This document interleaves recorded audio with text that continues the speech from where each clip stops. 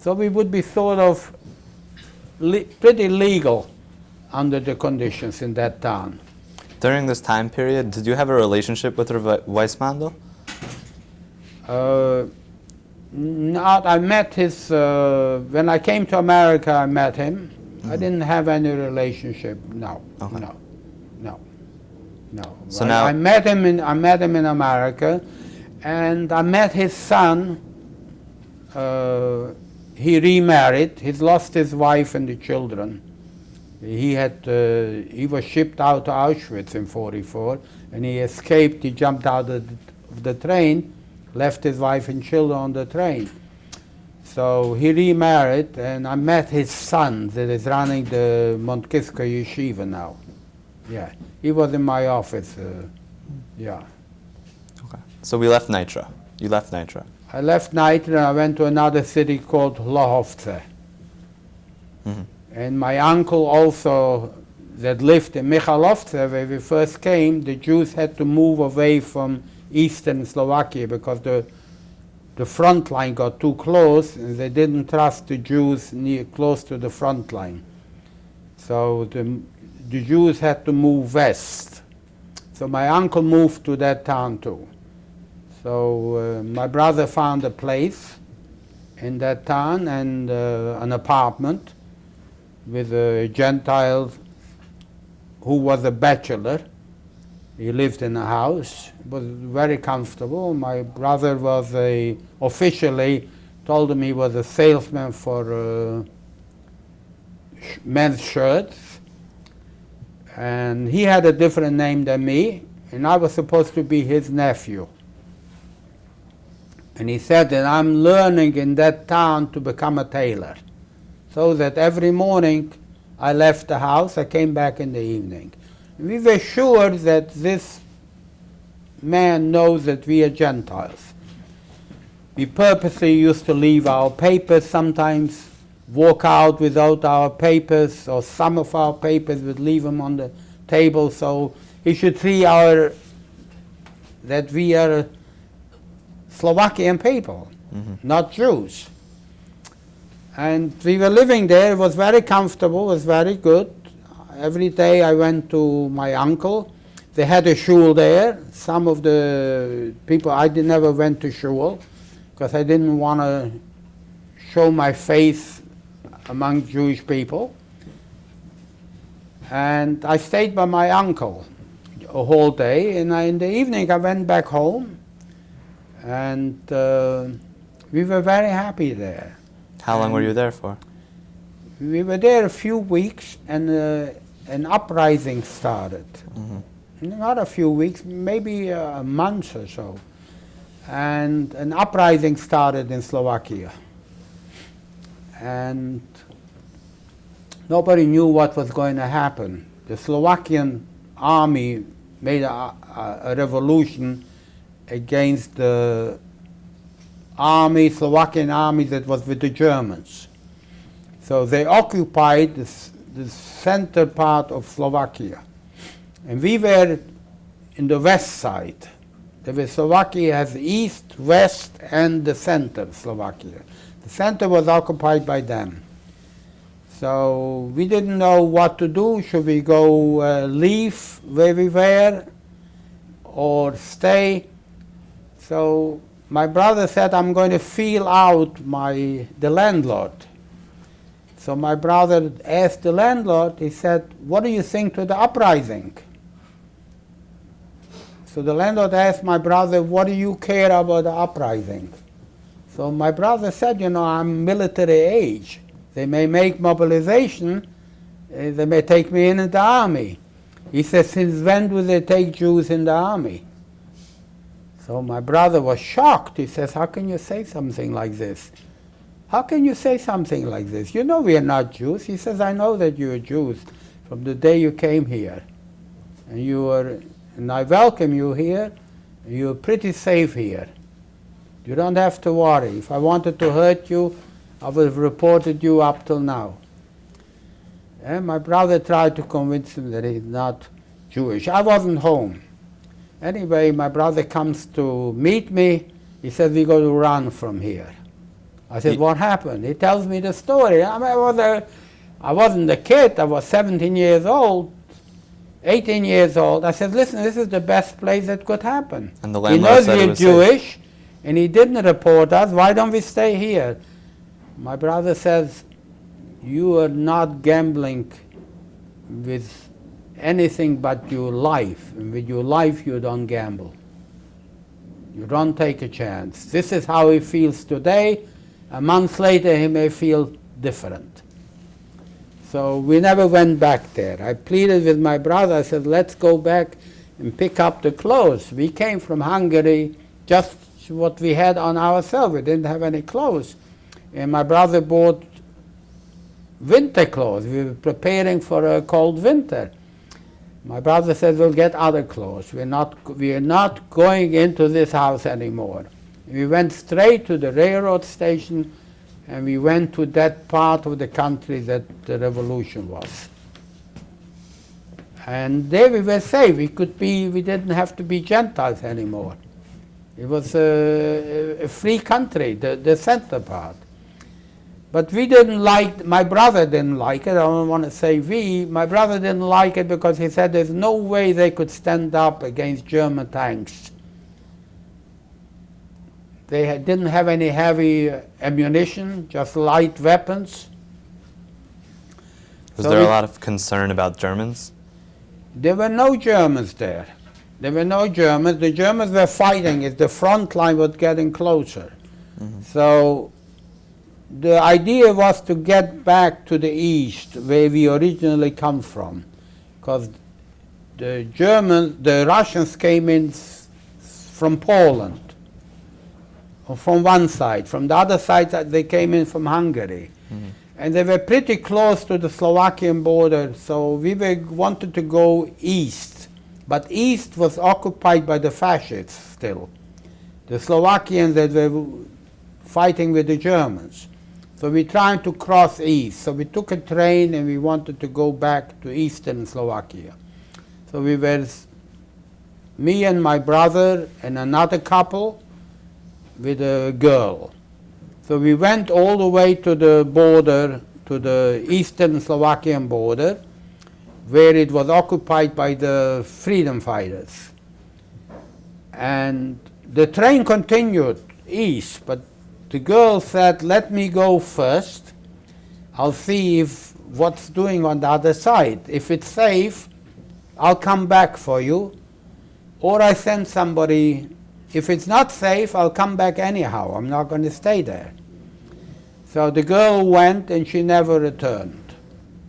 She didn't come back, and so we decided we're going back to where we came from. And then my brother had a friend that was living somewhere in the mountains, and he said, I'm going to go and visit them. So we went to visit them, and then we went to the mountains area. On the west side of Slovakia?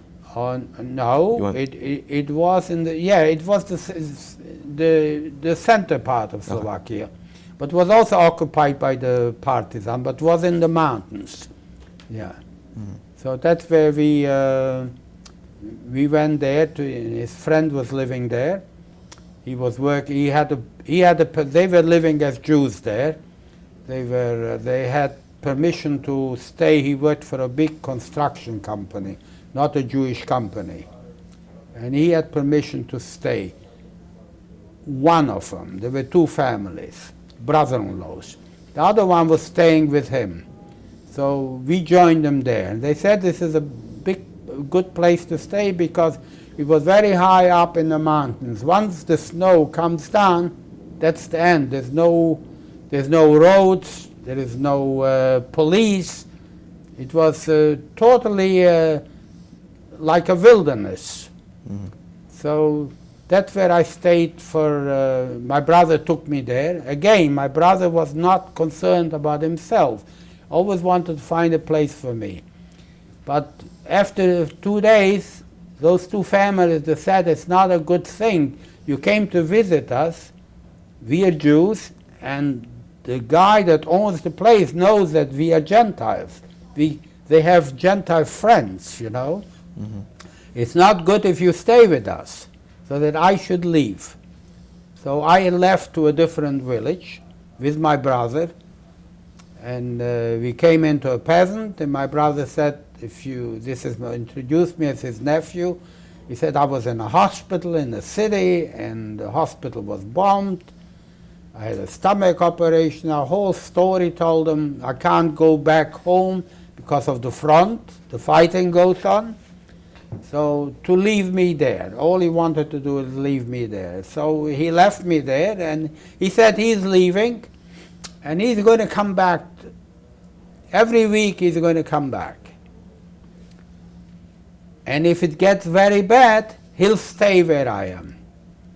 So he left me there, and we made up a deal with him, 100 crowns a month he's going to pay him for me. So I stayed with them. In the meantime, started snow coming down. It was totally isolated from the world. The whole village had 4 houses. It was a father with 3 children, and each child had a house. And I stayed by his son, one of his sons. After a week, my brother came back, and he was very happy, and I was happy. And I asked him to stay. He said no, he's going back. He went to the city back because he was wheeling and dealing. He was sort of not afraid. He had a very good papers, and he knew the language very well, and he knew also the country well. And so he said he's going to come back. So he left, and he came back once more. And I could see that things are not good, because you could see you hear the bombs, the planes bombing. It was a distance away, but it was a lot of noise. You could feel that the front line is getting very close. Anyway, he left the second time, and he never came back. We're going to switch here again. This is the last switch, am I right? Yeah. We're going to do camera or sound? Gentlemen, we don't have very Good much time.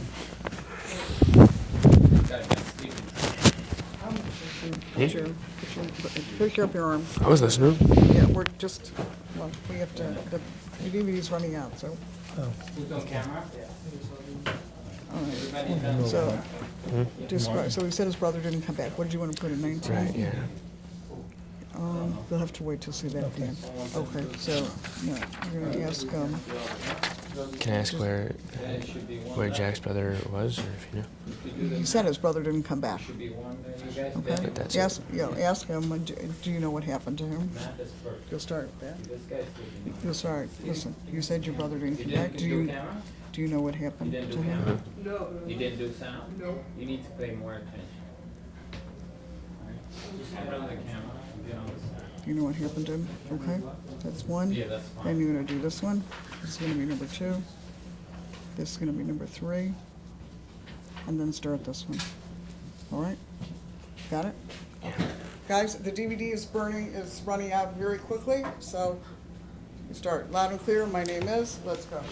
Hi, my name is Shuki Weinstein. Do you know what happened to your brother after he left and didn't come back? No, I didn't. I didn't know anything about him until after the liberation. Yeah. And then you met up with him. In the meantime, I was there, and it was Christmas. It was, for me, a very sad situation. I had to go to church. I've never been to a church before. I didn't know what you do in a church. So, and I didn't know Christmas Eve what to do.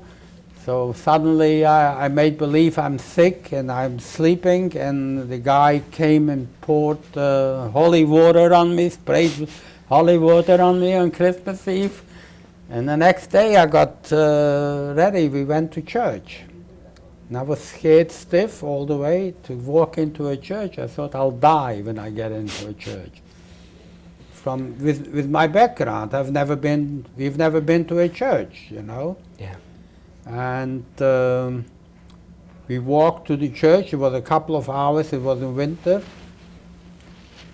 And on the way, I met the people that I originally, that had the Jewish people living by them.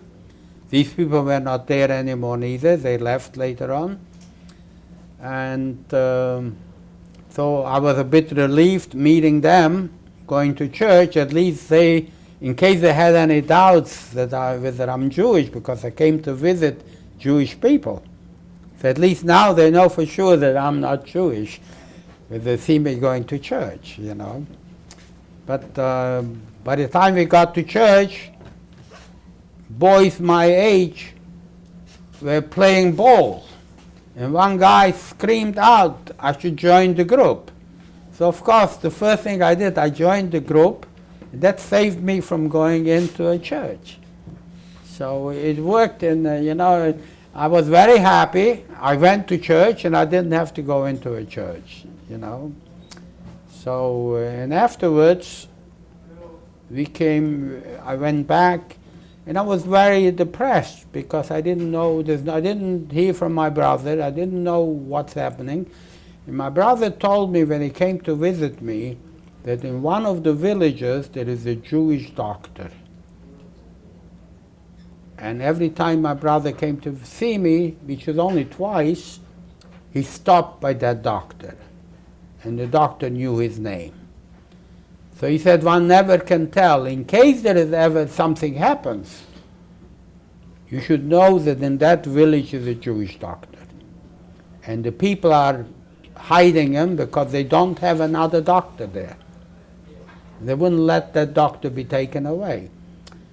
So I played the game with my people I stayed with that I'm sick and I need a doctor. Because they knew that I had a stomach operation because I wasn't supposed to eat meat.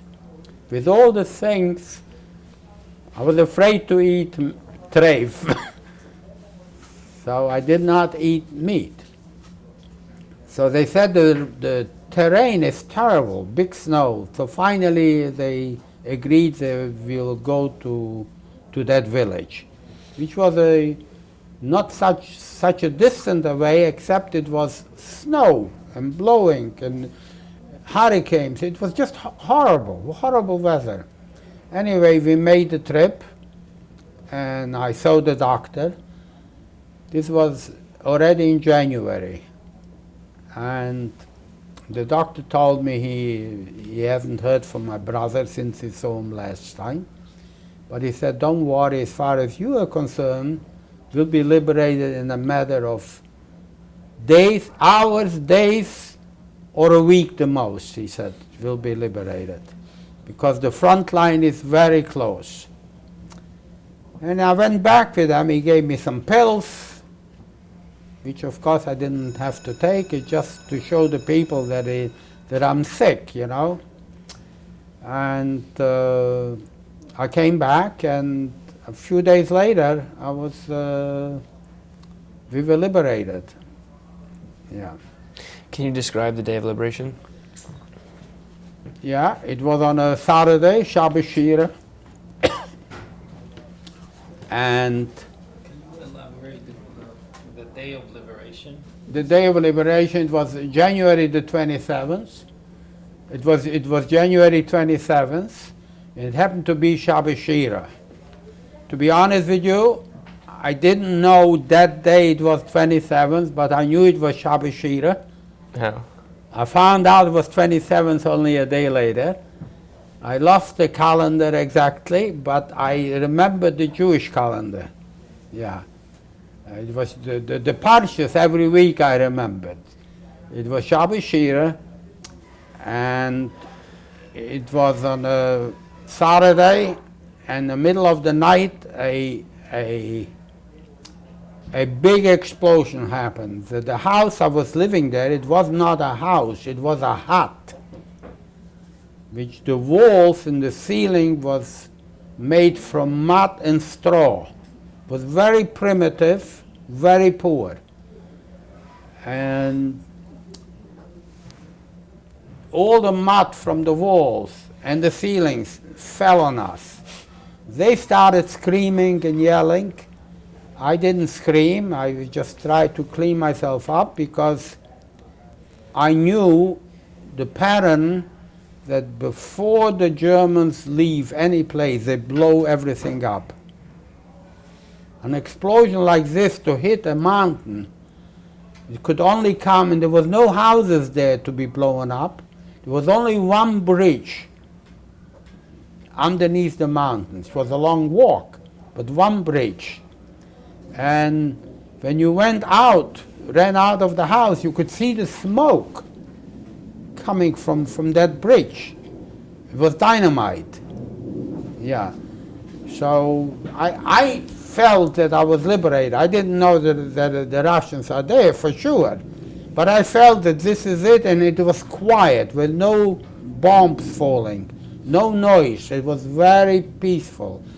In the morning, early in the morning, a man came up the mountains, and he stopped by us, and I asked him, where are you coming from? He says, the Russians are here. I said, how do you know? He says, I just come from the bridge. They blew the bridge up. And I asked him, who are you? I thought maybe he was Jewish too.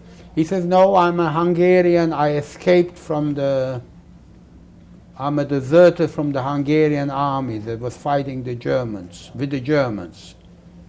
So I'm going home now. He says, I can go home. I said, where are you from? He says, I'm from the next city, Luchanets.